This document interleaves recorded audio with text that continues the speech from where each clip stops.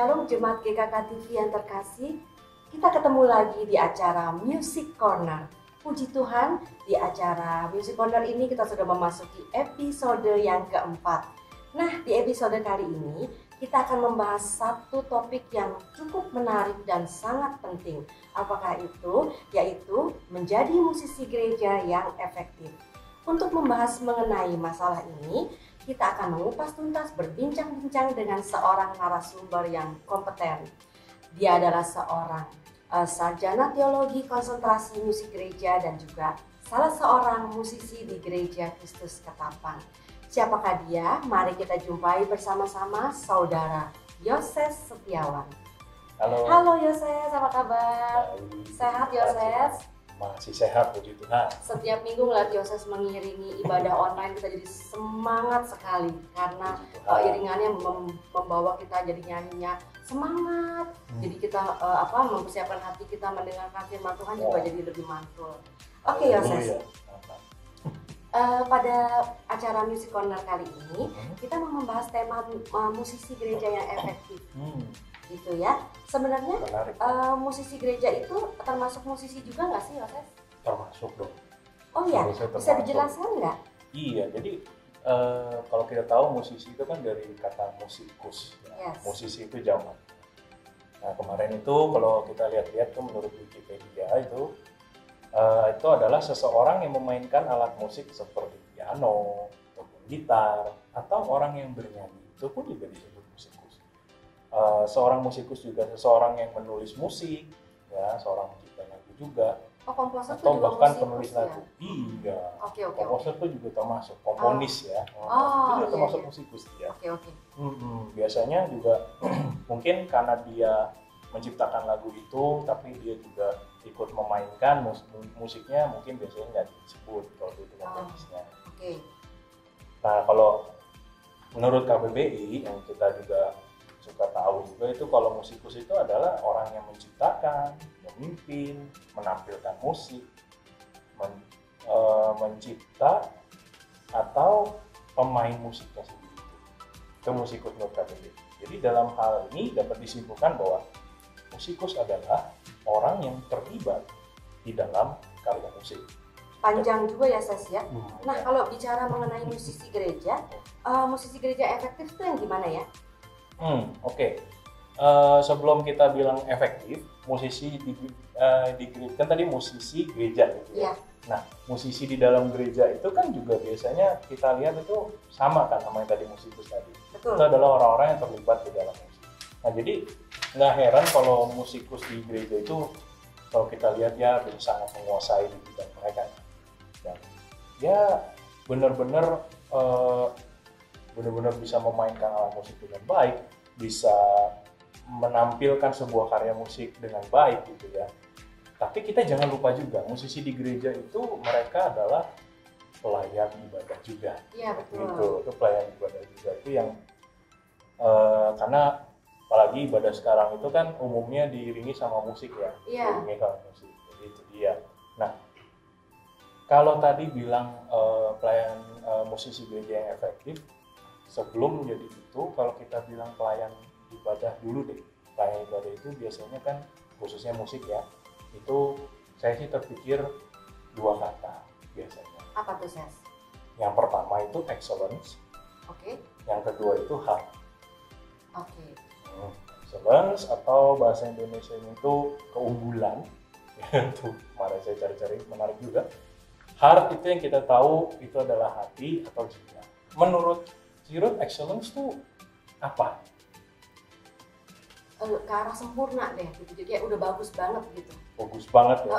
Sesuatu yang yang udah oke lah gitu ya. Mantep banget gitu ya. Main nggak pernah jadi salah bukan gitu. Ece-ece gitu. Boleh ece, geli gitu ya. Iya betul. Pokoknya excellence tuh mantep pokoknya. Iya kalau menurut orang awam gitu ya. Iya benar. Nah kalau yang biasa kita tahu juga menurut pengertian di bahasa di sananya juga aslinya itu adalah memang excellence itu merupakan suatu proses untuk menjadi seseorang yang lebih baik dari sebelumnya. Oke. Dari sebelumnya. Nah, bukan ini menarik, lebih baik dari sebelumnya. Bukan lebih baik dari orang lain atau atau bahkan lebih menjadi seperti orang lain. Bukan. Excellence itu bukan kayak gitu. Itu dari bahasa asli begitu. Jadi sebuah proses pembaruan dari kemarin, atau kalau kita lihat kita minjem nih kata dari Paulus, Ya. dia bilang itu adalah berlari-lari pada tujuan. Kita pernah dengar ya di Filipi 3:14. Sering dengar. Jadi itu excellence. Itu excellence. Singkatnya, Ya. jadi tetap bertumbuh bagaimanapun keadaannya. Itu excellence. Oke. Terus? Cuman begini, biasanya kan mengejar excellence itu penting apa enggak? Kalau di dalam musisi gereja. Harusnya sih ya. Penting dong ya. Penting ya, benar. Karena memang iya, mengejar excellence itu sebuah hal yang sangat penting. Apalagi seorang musisi gereja itu sangat penting mengejar excellence. Karena dengan demikian, ketika seseorang mengejar sesuatu yang excellent, maka dia menjadi semakin holistik dalam pelayanan. Semakin dalam pelayanannya karena dia mengejar yang terbaik. Ya, betul kan? betul. Nah, tetapi kita harus ingat juga, terkadang kita mengejar yang terbaik itu biasanya kita jadi mengidentifikasikannya seperti perfect gitu. Iya. Bener kan? Jadi salah dia itu. Salah ya. Iya. Apalagi memang biasanya musisi itu kan rata-rata kita sering dengar juga istilah perfeksionis kan. Dan egonya tuh tinggi gitu. Biasanya. Sorry yang musisi ya. Saya juga termasuk sih. Iya sih. Jadi iya kadang kan gitu merasanya. Betul. Terkadang. Nah itu memang struggle-nya di situ. Karena kita seringkali excellence itu satu skillful yang ditinggikan sehingga terkadang orang jadi blur, jadi blunder gitu dengan perfection. Nah itu yang salah. Sebenarnya excellence itu bukan perfection. Oke. Jadi excellence itu bukan kesempurnaan. Karena begini deh, saya mau ngajak kita pikir ya. Kalau misalnya kita bilang sebuah kesempurnaan, kira-kira di dunia ini ada parameternya nggak? Enggak juga sih. Enggak juga. Agak abstrak itu. Iya, kesempurnaan menurut Kirut sama kesempurnaan menurut saya beda kan. Iya. Kan sedangkan kesempurnaan yang ultimat itu adalah milik Tuhan sendiri. Betul. Setuju. Nah, jika seseorang mengejar kesempurnaan, maka tadi seperti Kirut bilang, kita tuh mengejar sesuatu yang absurd, unreasonable. Ya, unreasonable. Di dalam musik, nah seperti jelas ya, kamu main perfect, nada kamu jangan salah. Sering dengar kan? Iya, sering banget. Iya, apalagi kalau misalnya kita nih dengar di kebaktian, ada ting salah. Ada nada miring, kita langsung marah. Apalagi yang ngerti musik gitu ya, yang ngerti musik mainnya gimana sih gitu ya. Iya. Oke, kita main benar-benar bersih, nggak ada yang salah sama sekali. Ternyata itu baru satu hal, itu baru awalnya aja sebuah perfection yang kita kejar itu. Oke. Kalau misalnya main nada udah nggak salah, muncul lagi temponya kok kurang perfect. Betul. Terus phrasingnya kayaknya kurang perfect. Betul. Ya kan? Terus interpretasinya kok dia mainnya kayak gitu, harusnya lagunya nggak kayak gitu, ya kan? Terus stylenya, kenapa dia main dengan gaya seperti ini, ya kan? Terus apakah komposisi yang dimain, jadi semuanya jadi banyak pertanyaan. Komposisinya tuh kayaknya kurang perfect. Terus kita tahu dari mana, ya kan? Jikalau iya, buktinya dari mana? Terus misalnya, kalau misalnya oke, menurut kita komposisi itu tidak sempurna, tapi nyatanya banyak orang yang memainkan dan orang-orang setuju dengan permainan itu. Jadi aneh juga ya. Iya betul. Jadi kalau kita lihat tuh, kalau lihat kesempurnaan itu banyak deh pertanyaan yang muncul, pasti banyak. Betul. Hal inilah yang seharusnya kita lihat. Sementara seseorang berjalan, kan excellence itu tadi kan mengejar satu keunggulan. Ya. Kita lihatnya seperti ini. Bisa dibilang excellence itu bukan perfection ya. Jadi dari good kita mengejar satu yang baik, menjadi lebih baik, menjadi better, dan menjadi yang terbaik. Betul. Hingga best, gitu ya. Tapi parameternya ini adalah Kristus. Kristus yang menyempurnakan perjuangan kita sebagai pelayan musik, dan kita juga harus mempersembahkannya kepada Tuhan. Betul. Nah, tapi untuk kita bisa mengejar excellence itu juga anugerah. Oh iya. Itu juga. Saya setuju. Itu juga. Nah, Banyak sih. Dan kalau kita udah tahu begitu, itu. Tapi kadang tuh ya orang tuh suka ngeblur juga. Excellence oke lah kalau bukan perfection. Ada lagi yang ngejar excellence itu adalah menjadi lebih baik dari orang lain, better than someone. Ya. Atau ada lagi excellence bukan excellence tuh bukan. Ada lagi orang yang nganggap excellence adalah winning. Winning from someone. Oh, I'm better than you. Aku kali ini menang dari kamu. Aku kali ini bisa mengalahkan kamu. Ada orang yang ngejar excellence dengan seperti itu. Nah, ada lagi excellence itu dia berasumsi bahwa caranya dia melakukan sesuatu itu lebih baik dari orang lain. Ya kan? Kenapa bisa lebih baik? Ya karena saya yang melakukannya. Nah, itu ada lagi excellence ya. Terus excellence itu bukan hanya excellence itu ada lagi orang itu ngejar gini. Hasilnya memuaskan. Oh, itu sudah excellent. Itu juga kurang baik. Kurang benar. Itu menurut takaran dia sendiri, ukuran dia sendiri. Itu dia, makanya. Jadi kalau lihat tuh ya, kita lihat nih apalagi sebagai musisi gereja, kalau kita yang lihatnya seperti tadi, oh tim gue lebih bagus dari dia, oh permainanku lebih bagus dari dia, oh permainannya ini, oh hasilnya kebaktian aku yang aku iringin oh lebih bagus daripada kebaktian yang diiringin. Oh itu satu konsep excellence yang agak salah. Iya betul salah. Betul. Jadi kan kalau kita main musik itu hasilnya untuk kita nilai sendiri demi kebaikan seseorang itu kan jadi rada salah ya. Salah, iya betul. Namanya salah kaprah. Jadi salah kaprah. Betul. Jadi excellence itu apa kira-kira? Nah, itu yang harus dijelaskan. Iya, jadi panjang ya. Tadi itu jadi panjang. Oh. Excellence itu adalah pertama otentisitas. Jadi otentik. Excellence itu otentik. Excellent itu adalah sebuah pelayanan. Ya. Excellent itu saling mengasihi dan rendah hati, menghargai orang lain lebih baik daripada menghargai diri. Itu excellent.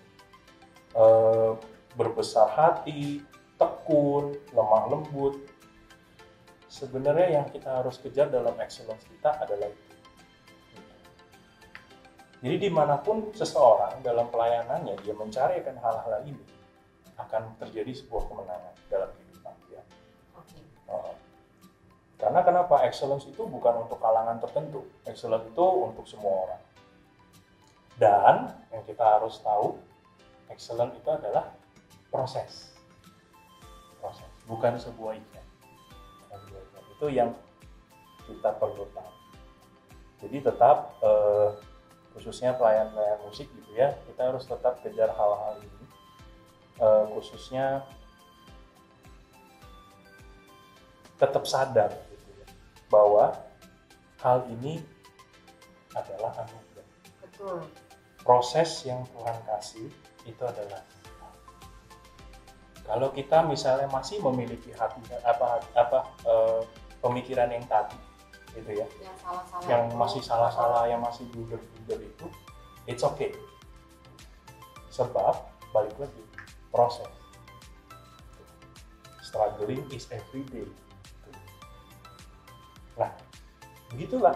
Nah, itu yang berhubungan dengan hati. Oh, ada hati nih. Waduh, seperti apa nih hubungannya sama kekasih hati gitu? Ngomongin hati-hati? Waduh. Yang gitu dong, baper nih. Kangen soalnya nih. Jadi gimana tuh, Sas? Iya, jadi gini,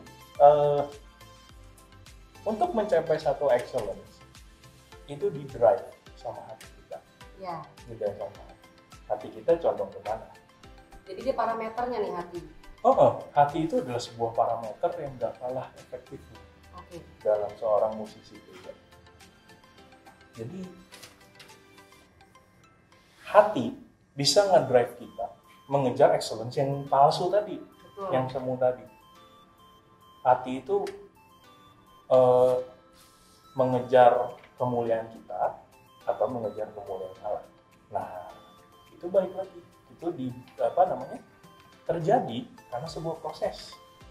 Kira-kira proses apa sih? Proses yang excellent tadi. Untuk mencapai excellence tadi, hati itu memiliki proses, ya kan? Nah, prosesnya kira-kira terbentuk dari apa tuh? Bisa tebak kan? Dari apa tuh, Ses? Nah, dari kebiasaan sehari-hari. Oh, I see. Kebiasaan sehari-hari. Biasanya kan apa yang kita lakukan sehari-hari? Kebiasaan. Contoh, ya, kenapa saya berani bilang kebiasaan? Oke, kita bicara musisi. Iya.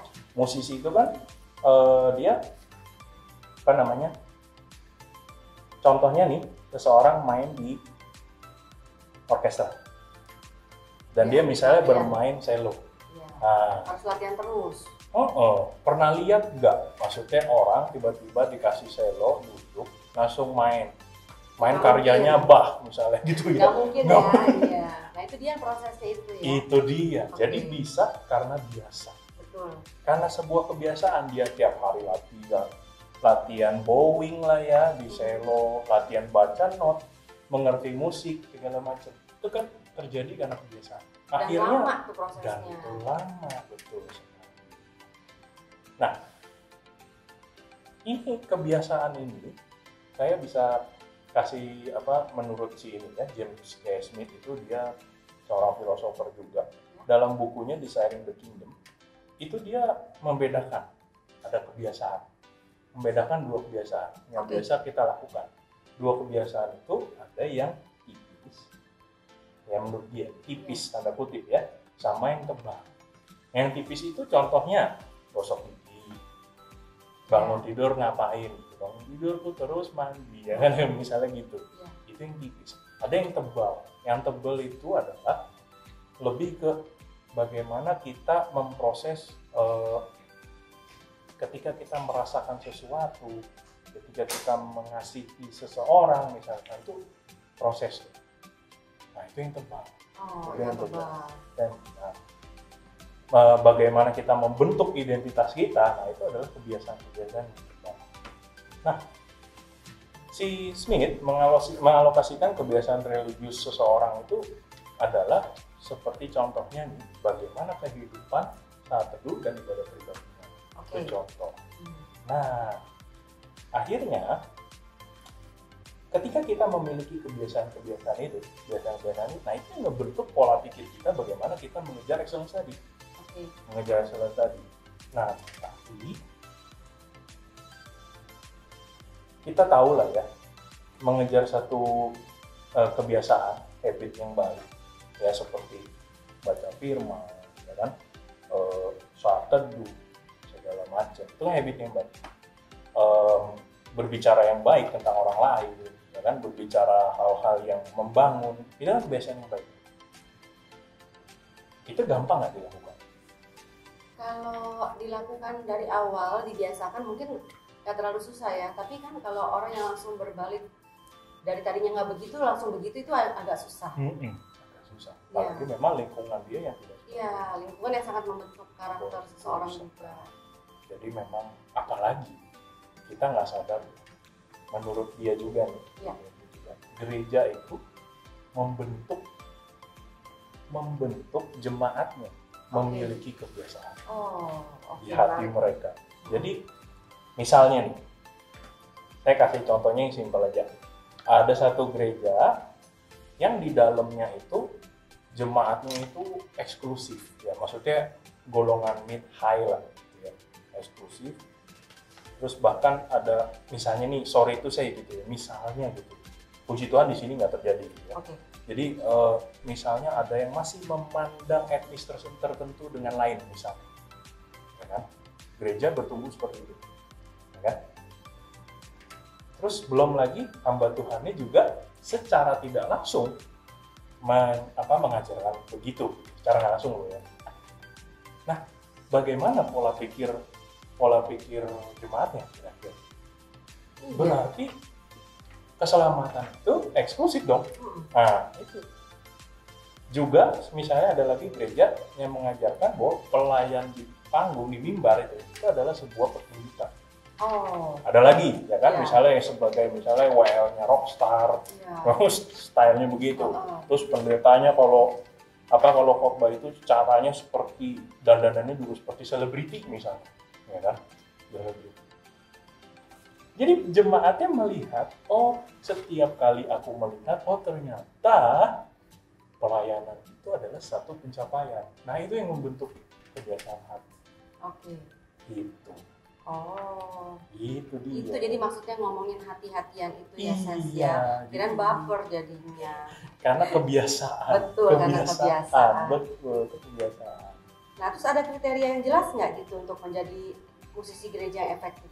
Musik gereja yang efektif ya. Iya. Nah, tadi kan kita udah ngomongin excellence, terus memiliki hati yang condongnya lebih pada Tuhan. Betul. Kita harus tetap ingat, kita bisa seperti itu pun itu adalah anugerah. Betul. Betul. Itu adalah.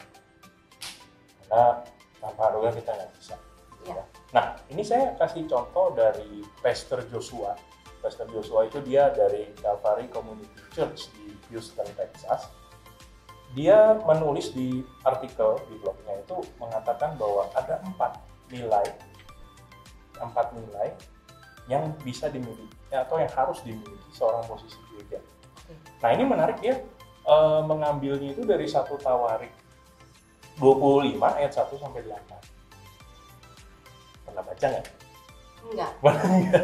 Kalau ditanya begitu kita kan enggak. Iya, nggak apa-apa. Tapi kalau dibaca ayatnya pasti yang itu. Bacanya gitu. pasti yang itu. Ya nggak apa-apa. Nanti bisa dibaca di rumah masing-masing. 1 Tawarik 25 ayat 25 1 sampai 8. Nah, ini saya bisa kasih rangkumannya. Oke. Dalam bagian ini dijelaskan Raja Daud itu sedang dalam proses membangun sebuah tim ibadah. Oke. Tim ibadah. Jadi untuk beribadah ya itu pasti ya. Iya. Dan Raja Daud dan tim kepemimpinannya memisahkan atau menunjuk musisi atau penyanyi tertentu untuk sebuah kebaktian. Jadi dari ayat Alkitab tersebut, si Pastor Joshua ini mengambil ada 4 poin. Yang perlu diperhatikan adalah kita memiliki hati hamba, satu, servant heart. Kemudian skillful hand, memiliki kemampuan. Ya kan? Yang ketiga adalah jiwa bernubuat, semangat bernubuat, prophetic spirit. Dan yang keempat adalah pikiran seorang murid. Oke. Teachable mind. Nah, saya jelasin singkat aja ya. Hati hamba. Ya, hati hamba itu singkat aja itu servant heart. Servant itu dia tujuannya adalah serve. Melayani. Hamba itu adalah melayani. Betul. Ya, kan? Apalagi kita bilang pelayan musik. Betul. Pelayan musik. Itu harusnya melayani. Iya. Ya. Hal ini melayani itu adalah buah dari kasih. Nah, seorang musisi gereja memiliki hak yang istimewa. Nah, berbahagia kan kita yang musisi gereja itu kan, hak gue istimewa loh. Iya. Tapi nggak stop di situ. Istimewa untuk melayani tubuh Kristus. Gitu. Saat ini, menurut pastor yang tadi itu, terlalu banyak musisi gereja yang bertindak seolah sedang. Malah dia minta dilayani. Iya. Oke. Tahu pernah ngalamin nggak? Ya kan? Pernah ngalamin nggak tuh? Ya kan? Seolah-olah gereja ada harus mengakomodasi dia, gitu ya. Oke. Nah, musisi gereja yang efektif tidak hidup untuk kelihatan di panggung. Betul. Ya kan? Tidak hidup untuk kelihatan dari panggung aja. Melainkan untuk tempat pelayanan yang tidak terlihat juga. Itu pelatihan kerendahan hati. Betul. Ya. Nah, kalau menurut dia ini juga, hal pertama yang dapat dikatakan kepada seorang musisi gereja yang memiliki cita-cita tinggi dalam pelayanannya adalah rendah hati, rangkulah kerendahan hati, melayani. Nah, contohnya sih dia kasih pergi ke gereja lebih awal. Jangan pas udah bel gereja. Jangan baru datang. Baru datang. Baru datang, ya kan? Gitu ya, meskipun ya saya pernah juga kayak gitu ya karena kesiangan. Iya, tapi ya itu kesalahan-kesalahan di masa lalu. Tanya-tanya ke soundman ya gereja kita mungkin belum seperti itu ya. Ada soundman yang juga beraktif sekali ya, terus menawarkan misalkan pemimpin ibadahnya butuh apa, Betul. mau latihan lagi apa enggak gitu ya, Iya. kayak gitu. Nah itu tetap setia melayani, jangan lupa melayani dengan komitmen. Yang penting. Gitu. Apapun yang terjadi tetap melayani. Nah itu dia, itu yang hati hamba. Yang kedua, memiliki kemampuan. Kemampuan atau skill adalah bagian yang sangat penting dari musik gereja. Kata skill atau skillful di dalam ayat yang tadi itu muncul 2 kali dengan versi bahasa Indonesia. Di versi Indonesia ada memiliki kata ahli dan berpengalaman. Ya kan? Nah, pernah dengar gini nggak? Kalau musisi atau pelayan ibadah, yang penting hati. Oh sering tuh. Jadi nggak mau ngelihat yang lain-lainnya, yang penting bisa melayani gitu Yang ya. penting bisa melayani, gitu ya. Iya. Terus kalau memuji Tuhan, Tuhan tuh ngeliat ke dalam dirinya kok, bukan suara yang dikeluarin, bener ya? Iya. Sering Padahal banget itu kok. ngeri ya itu. Sering banget loh itu ya. Iya, makanya. Udahlah, mereka tuh bernyanyi, terpujilah hati mereka, itu udah cukup. Nggak usah deh lo ini lagi skillnya, ya kan? Biasanya sering kayak gitu ya. Iya. Tapi itu maksudnya baik nggak? Ada sisi baiknya. Ada sisi baik. Tapi harus dilihat jangan sampai gitu juga. Nah, jangan kan? akhirnya terlalu terlanjur gitu Betul. ya, jadi terlalu tenggelam ke sana, akhirnya jadi nggak apa ya? Yang kita tadi ngomongin excellence tuh. Iya. Iya kan? Nah, ini benar kok, Tuhan memperhatikan hati. Namun ibadah kita tuh kan nggak cuma ngomongin ekspresi pribadi doang, Betul. nggak cuma ngomongin kita senang beribadah, kita nyanyi, enggak, tapi kan sebuah keterlibatan Betul. di dalam semua satu ibadah. Paling dia harus memiliki keterampilan dong. Iya. Iya kan? Oh, kalau misalnya contoh dia misalnya kalau ya belum begitu bisa nyanyi, nggak masalah, dia bisa belajar Belajar dulu Iya. kepada ahlinya. kepada ahli. Iya. Atau misalnya begini, kemarin saya juga ngobrol-ngobrol gitu Iya. sama beberapa orang, kalau masalah hal ini gimana? Loh, oke, dia benar-benar pengen pelayanan, tapi dia nggak tahu skill apa.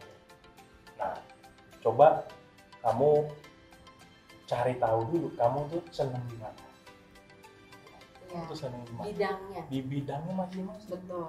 Dia pasti nggak ada orang yang kalau kita bilang saya nggak punya skill sama sekali, itu hampir salah. Hampir salah lagi masalah.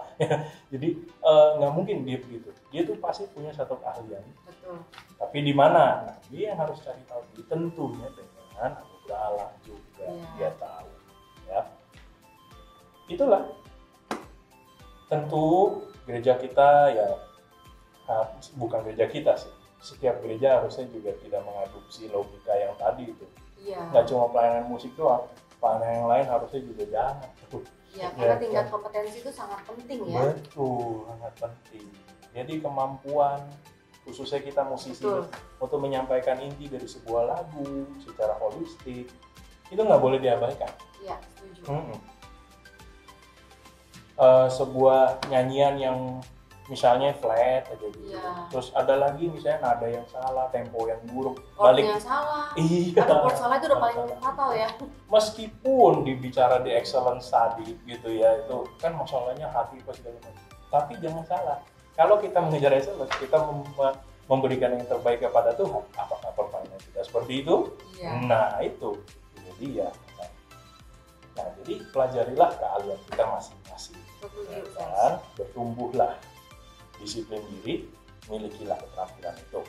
Nah, yang ketiga itu semangat bernubuat gitu ya.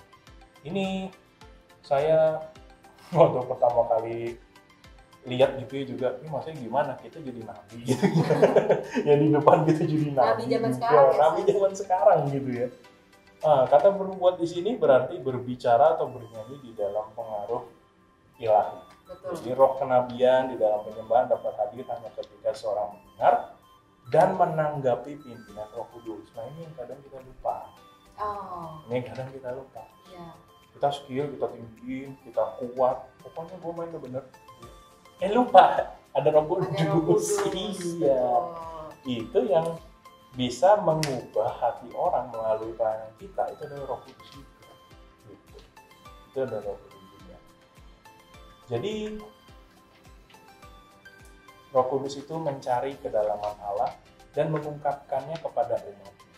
Dan umatnya kemudian menyatakan kepada dunia melalui pujian yang kita sampaikan. Yes. Iya. Jadi musisi gereja harus tekun cari meminta karunia untuk bernubuat lagi. Karena pelayanan berasal melalui musik itu mantep ya, kalau benar-benar bisa. Nah, yang keempat, pikiran seorang murid. Bahasa Inggrisnya teachable mind, tapi saya kenapa terjemahannya adalah pikiran seorang murid.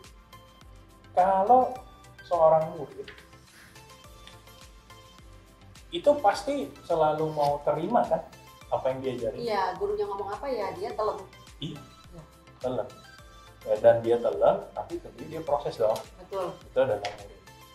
Kenapa? Karena seorang murid itu adalah kita meneladani Kristus. Kita lihat kalau Yesus Kristus juga bersama murid-muridnya juga mengajarkan tentunya dengan keseharian mereka. Iya. Nah, di dalam di dalam kita sebagai musisi gereja, jadi kita memiliki sifat seperti ini, tentu kita bisa mencapai sebuah yang disebut-sebut kedewasaan hati, kedewasaan rohani gitu ya, untuk menangani koreksi dan sebagainya. Terkadang kan kita sering dengar dia tuh nggak bisa dikoreksi loh. Nah, oke. Ya kan? Sering banget tuh Sering ya. banget kan musisi dia tuh kalau dikasih masukan dikit langsung mangkreng loh gitu. Padahal harusnya kan dia harus belajar nerima gitu kan, masukan-masukan yang penting mungkin gitu kan buat dia. Makanya itu. Ya, itu struggling sih. Ini memang sangat struggling dari sebagai musisi, dan saya pun jujur sampai saat ini saya juga masih struggling dengan hal ini. Gitu. Karena memang apalagi kalau kita lihat gitu ya, misalnya ya orangnya nggak pernah belajar musik lah atau apa gitu misalnya masih, tapi coba kita perlahan-lahan melihat apakah ini salah satu masukan yang memang Tuhan gerakkan gitu ya. Oke. Jadi ternyata acuan-acuannya ini semua ada di Alkitab ya, Ses ya? Betul. Nah, pemirsa khususnya para pelayan musik di gereja bisa memperhatikan tuh kriteria yang tadi Yoses sebutkan, ada 4 tadi ya. Kelihatannya gampang tapi ternyata susah ya. Bener nggak, Ses? Butuh anugerah.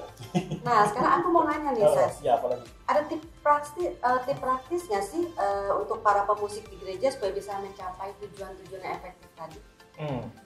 Mencapai tujuan yang efektif tadi itu sebenarnya kalau saya bisa bagikan ini ada juga dari Pastor Dan Horrocks ya namanya. Susah itu dari, ya namanya ya. rada susah ya. Iya. Itu kalian bisa cari nanti ya tuh di website. Itu dia menyampaikan dia dari C3 Church Community Force ya, di Sydney, Australia. Dia itu menyebutkan ada 4. Oh, ada 4. Ada 4 lagi. Iya. Iya ya, pikir-pikir saya suka angka. Iya, betul. Jadi yang pertama memahami betapa penting dan kuatnya sebuah kesatuan. Unity. Kadang sebagai musisi gereja kita merasa kita perlunya jalan sendiri kan. Seharusnya nggak boleh begitu. Unity. Jadi melihat visi gereja itu apa, visi tim dalam ibadah itu apa, dan visi pemimpin mereka. Mereka tuh selalu mengedepankan. Itu kita yang mesti lihat sebagai musisi. Oke. Gitu. Mereka juga bisa responsif terhadap hal itu. Jadi intinya sih saling menghargai aja, saling menghargai dan melihat bahwa kesatuan itu adalah satu hal yang indah, komunitas. Oke. Itu yang pertama. Yang kedua. Nah, yang kedua itu selalu datang dengan persiapan dan kesiapan. Ya, itu penting. Itu penting banget, Ses. Iya kan? Iya kan? Selalu datang dengan persiapan dan kesiapan. Jadi kalau mau melayani ibadah, tentu kita misalnya udah tahu lagunya apa nih, kita udah tahu lagu. Lain kasusnya kalau tiba-tiba menggantikan orang lain. Iya, itu lain. dadakan. Itu lain. Ya. Itu udah nggak bisa. Meskipun dengan begitu kita harus siap. Ya. Seorang musisi gereja yang efektif tentu akan mempelajari dahulu lagu-lagu. Ya, mereka tahu repertoarnya. mereka bermain dengan sungguh-sungguh dan saling menghormati dalam permainan kelompok. Nggak boleh ada yang saling menonjol. Iya. Iya betul, karena itu gunanya. Itu dia, saling siap. Jadi Betul. kalau misalnya ada datang tuh siap, oh aku tahu aku mau main apa. Lagunya 1, 2, 3, 4, 5 Oh, udah ready ya pokoknya. udah ready, terus bukan pas lagi main, pas lagi pelayanan, Baru nyari-nyari.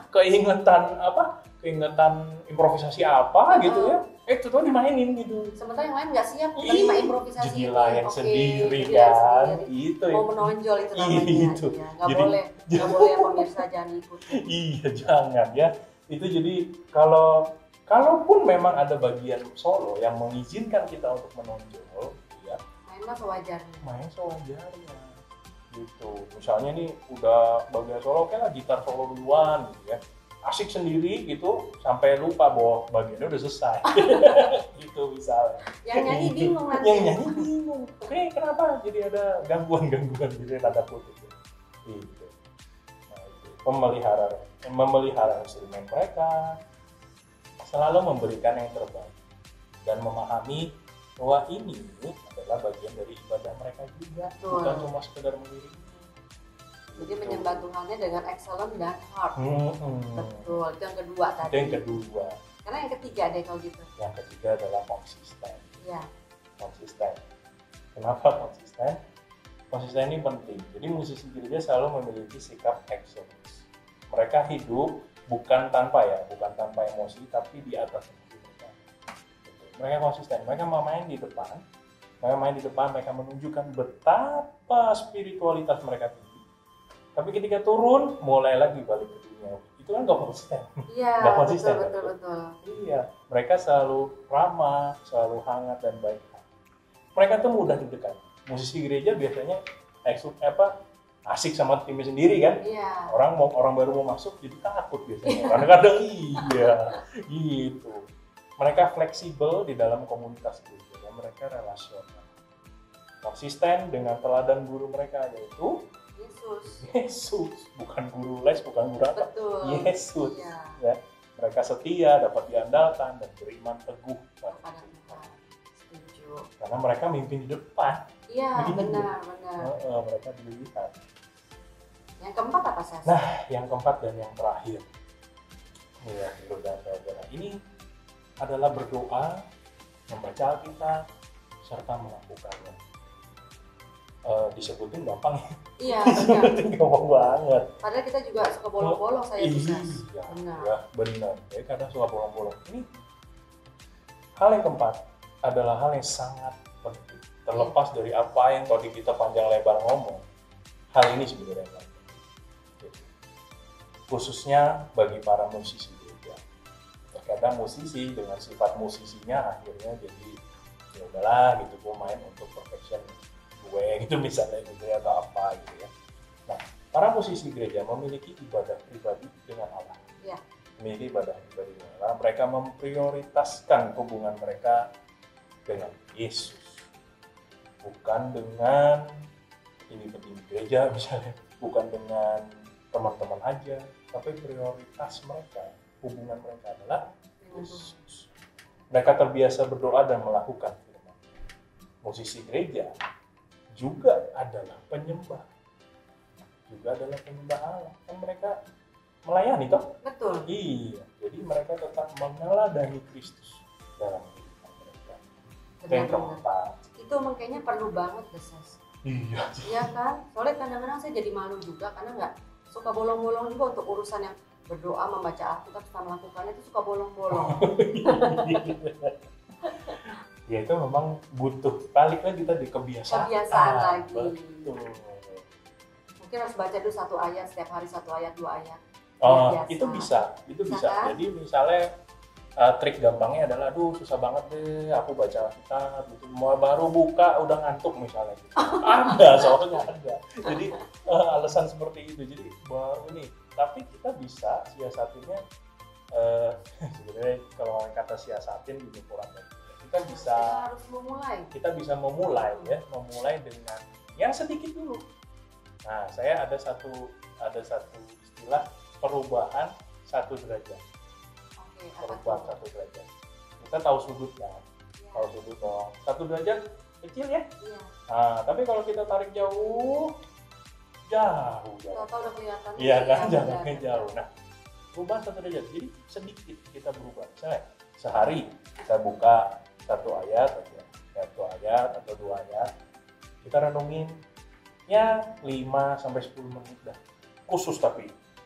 Iya, khusus tapi bukan jangan disambi sama yang lain. Iya, lagi renungin ayat sininya WhatsApp, lagi renungin iya, ayat sininya Instagram, ya kan lain jadinya. Iya. Bukannya Alkitab Jadi jemaat lain, kasih. iya, jadi lain gitu ya. Jadi benar-benar khusus 5 sampai 10 menit baca. Renungkan. Nah, ini kalau saya contohnya adalah saya itu diam sejenak, saya diam aja, saya pikirin ayat itu. Coba ambil waktu tenang aja di hadapan Tuhan. Kita berdoa, tapi kita nggak minta, kita cukup Yesus aku mengasihi. Yesus tolonglah aku. Misalnya lah kayak gitu, itu terserah deh, saudara mau gimana ya, gitu terserah. Tapi cara memulai paling awal adalah seperti itu sih yang menurut saya. Itu mantap Ses, boleh dicoba nanti. Boleh, silahkan. Nah, kita ternyata udah sampai di ujung ya acara nih. Panjang lebar ya, nggak apa-apa ya, tapi biar jemaat juga jadi mengetahui ya. Apakah Yoses punya ada kalimat penutup untuk mengakhiri acara Music Corner hari ini?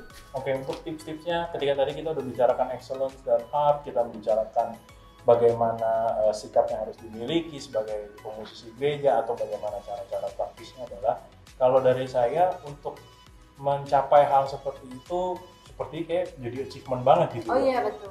Jadinya perfection lagi nanti, iya, kan? Tapi sebenarnya kalau menurut saya kalau menjadi pemusik gereja yang baik dan efektif, gitu ya. Sebenarnya kita perlu lihat juga diri kita itu sebenarnya nggak baik-baik amat. Ya, diri kita tuh nggak baik-baik amat. Kenapa? Dengan kita bisa seperti itu semua adalah Tuhan. Nah, saya ada 2 rekomendasi 2 buku ya. Rekomendasi 2 buku yang menuntun bagaimana pelayanan kita gitu bisa gitu. Mungkin ini saya bisa sharingkan ke teman-teman. Yaitu pertama tuh dari Harold M. Bass, judulnya Music Through the Eyes of Faith. Ya. Music Through the Eyes of Faith. Itu buku ini membahas yang tadi excellence dan heart itu buku ini membantu saya ambil sebagian besar dari sana. Dan buku ini cukup mengubah perspektif saya dalam pelayanan musik gitu ya. Terus yang kedua itu adalah ini, judulnya keren ya, Rhythms of Grace. Ya, jadi rhythm kita tahu, rhythm itu apa? Nah, Rhythm of Grace. Ini juga satu rekomendasi dari Mike Osborne, ini dikasih dari dosen saya. Ini buku benar-benar mengubah paradigma juga. Di sini dia katakan bahwa yang tadi mengenai hal itu kebiasaan, dia kutip dari James Smith juga. Dia juga di sini mengatakan bahwa dalam ibadah selalu ada peperangan. Peperangan apa Pak? Bukan peperangan musiknya. Bukan peperangan musiknya, peperangan rohani. Peperangan rohani. Sangat menarik ya. Iya, ini aja Pak. Kalau misalnya mau lebih jauh lagi, silahkan cari di buku ini. Oh, kira mau dipinjemin, Ses? Oh, boleh. Oh, kebetulan udah selesai baca satu. Oke, mantap ya Ses ya. Oke. Terima kasih loh Yoses sudah bersedia hadir mengisi acara di Music Corner. Nah, demikianlah pemirsa. Nantikanlah acara Music Corner berikutnya dengan episode yang menarik lainnya. Stay healthy, stay safe, keep making music for the glory of God. Tuhan Yesus memberkati. Sampai jumpa.